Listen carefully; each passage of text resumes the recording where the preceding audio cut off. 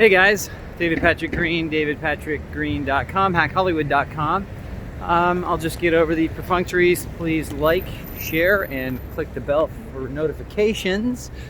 And today I'm going to talk to you about why you should do all of your videos, your audition videos, online. Now that may sound like a controversial thing to say because somebody invited you to come to their office and I'm like, I got an audition. Oh my gosh, the producer, the director may be there. But the truth is, everything more or less is watched on video, even if you're there in person.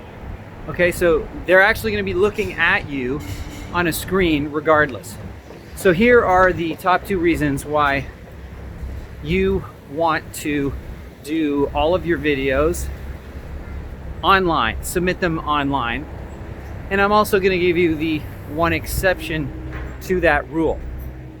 Okay, so the first reason you want to do your videos online is because, believe it or not, and you probably wouldn't expect me to say this, but the chances that they will actually watch your video are greater if you submit it online. And the reason for that is human psychology. When someone walks into the room, they were already sitting there doing something, right? There's always a break, and the casting directors, the producers, and the directors are just sitting there, and they're, oh, check my phone. Oh, I'm kind of hungry. I'm going to grab a water. They run out. They come back in. They're not really focused on you. They're kind of like, oh, who do we have next? The reader's probably saying, okay, who do we have next? So you come into the room and they're not necessarily really ready or focused, okay? You walk in, they say hello. Sure, there's a good chance they're paying attention to you, but there's also a good chance that they can become distracted during your performance. And you are, going to get overlooked. Whereas if you submit it online, they can click the video whenever they are ready, and they're not going to do it until they are ready.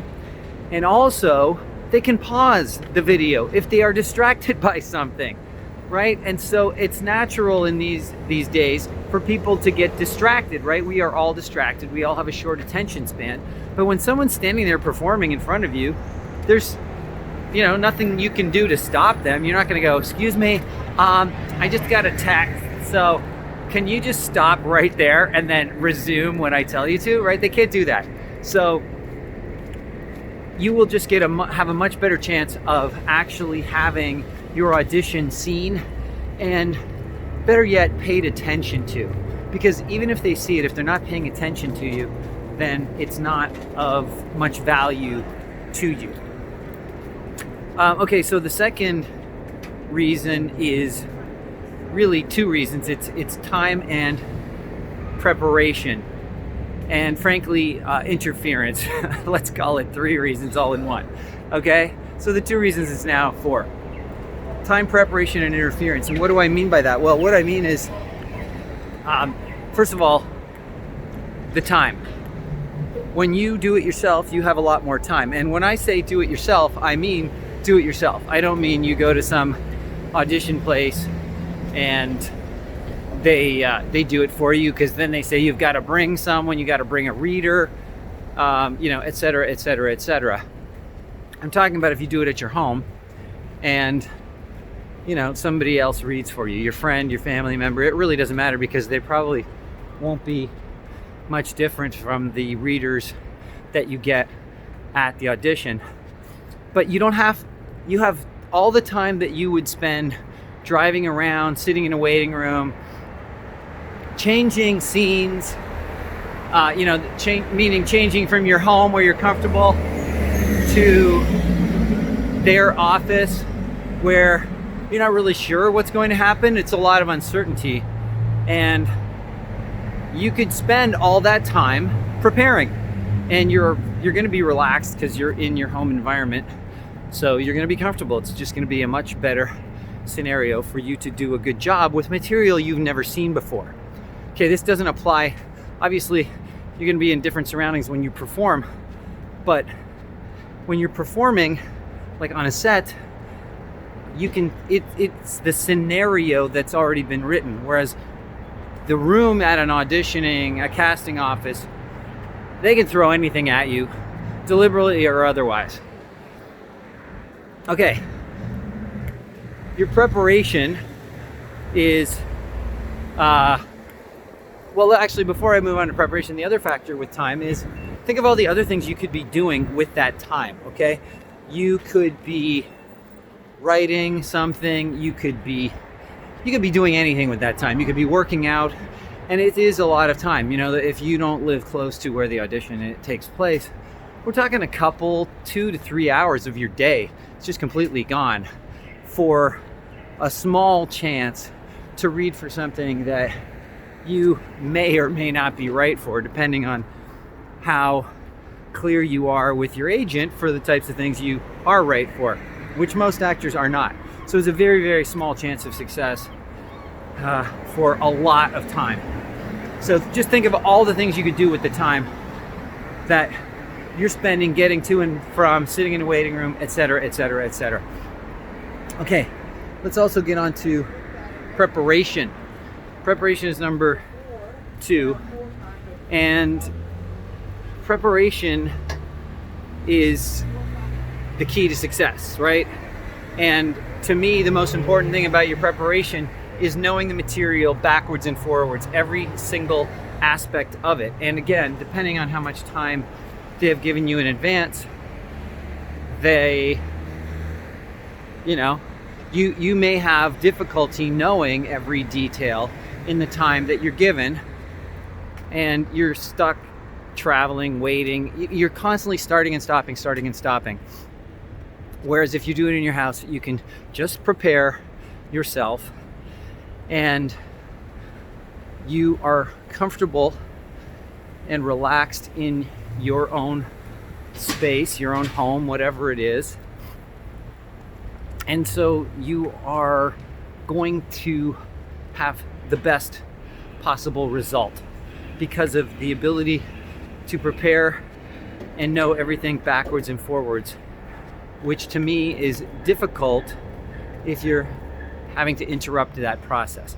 Speaking of interruptions, let's get to number 3, and that is casting directors have their own idea of how things should be.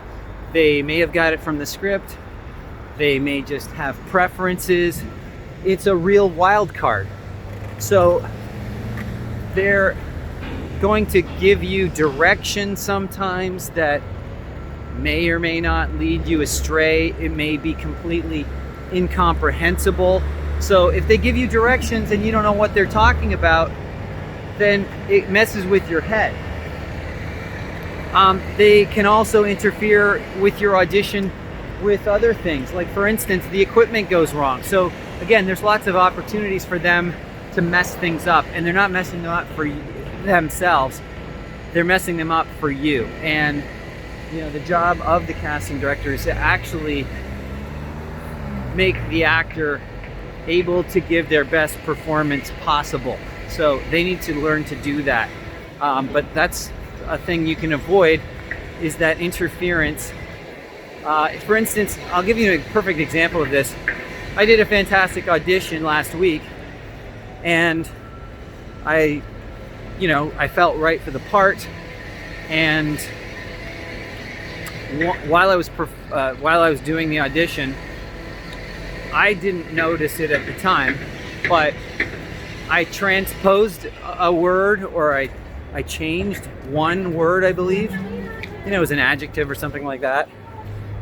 One word in an audition. And so I was like, great, boom, I'm ready to go. And they didn't give me any direction or any other type of feedback other than saying, hey, I think you said the word efficient instead of effective, or something to that effect. And so could you do it again? And I'm like, wow, you don't even know if the person cares about that. And this is not even a full-fledged casting director, but it could happen if it was a casting director. It was just an assistant. And that's what I talk about, the interference of people that really have no business interfering in what you're doing, and they're not improving anything, and it's not going to matter to the writers. Do you think the writers care if you get every single word right? There is no expectation of that. Even if you're on the set, there isn't any expectation of getting every single word right in most cases. I have watched hundreds and hundreds of words, and they rarely say anything unless it's crucial to the plot, in which case they might say, hey, the word is da-da-da. Would you mind saying that? And that's as seriously as they take it, is they say, hey, would you mind trying that again? And that's the script supervisor. Okay, the director won't even say that. That'll be the script supervisor saying that, and that's usually on the direction of the writer. So if the writer says it to you, if the writer says it to the script supervisor might say it to you. And that's only if they're gonna go again, right? Like, that's only if they're going to do another take, which often is not the case. Okay, guys, so that's time, preparation, time, interference. I think there was a fourth one, I can't remember now. Time, preparation, interference, I don't know, comfort, and the chances of you actually getting your video seen. Here is the one exception, okay? The one exception, I'm gonna cross the street because it's really loud. The one exception is if you have never met the casting team before. Okay, if it's your very, very first time, then you may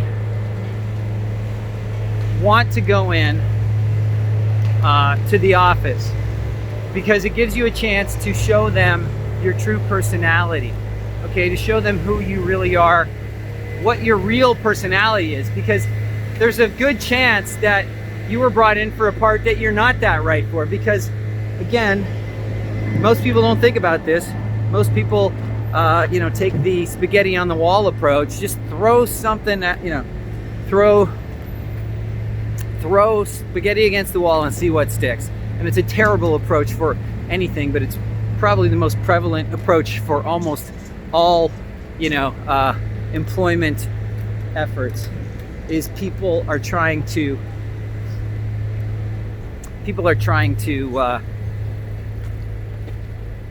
get jobs by just applying for everything. Terrible approach. I'm actually going to develop an entire program based on what I teach in acting for regular people and their jobs. But anyway, if you go and let them know what you're like, then even if your agent or manager is submitting you for everything and hoping to see what sticks, they will then know, no, you know what David is like? He's like this. Yes, I'm going to bring him in for this, not that, I'm going to bring him in for this. And they'll get clear, at least more clear, on what you actually are right for and what they should consider bringing you in for, right? So you're doing them a huge favor in that case by going in and letting them see what you're really like. And that's important, okay? That should not be overlooked. So if you're a lot of people go in and they try to be in character. It's ridiculous. There's no need for that whatsoever. Because frankly, look, if you are that far off from the character, there's not that much chance you're going to get the part, okay? Like, if you're not a fit in whatever a fit means to the director or whomever, then you're not going to get the part regardless of how wild and crazy you get, and how different you are from your normal self. Ultimately, in TV and film, they're generally going to hire the person who closest fits the bill, who doesn't have to go all Gary Oldman, and put on dreadlocks and, a gold tooth or what have you. So that's it, guys. Those are sort of the 4 reasons to do all your auditions online, and the one exception to that rule, and that exception is an important one, but it really only needs to be accomplished once. You only need to have one real face-to-face meeting I would say, if you do a good job of showing them who you are. But anyway, I hope this was helpful. Let me know what you think. Do you have any other reasons why you should or should not do your auditions online versus in person? I'm sure you can come up with some. So let me know, and I will talk to you soon. Have a good one.